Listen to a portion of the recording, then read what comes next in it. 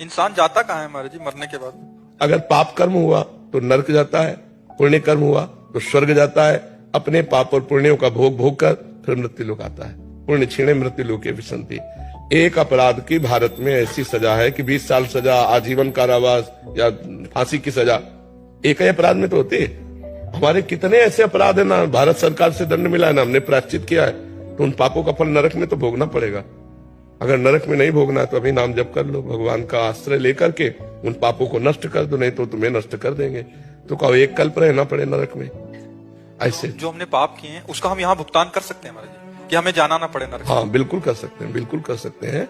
भजन के द्वारा, तीर्थयाटन के द्वारा, दान पुण्य के द्वारा, परोपकार के द्वारा, और सबका फल मांगे कि मैं निष्पाप हो जाऊं, मैं भगवान को प्राप्त हूं, तो फिर भगवत प्राप्ति ही ना होती अगर पाप नष्ट ना होते तो।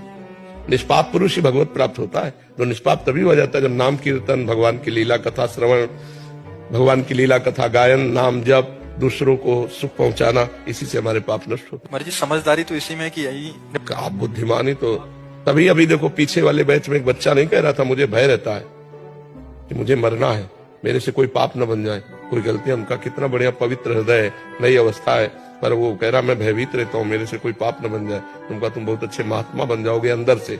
जो भयभीत रहता है कि मेरे से गलती न हो जाए वो निकल जाएगा, और जो गलतियों में निर्भय होके जाते हो। इंसान जाता कहाँ है महाराज जी मरने के बाद?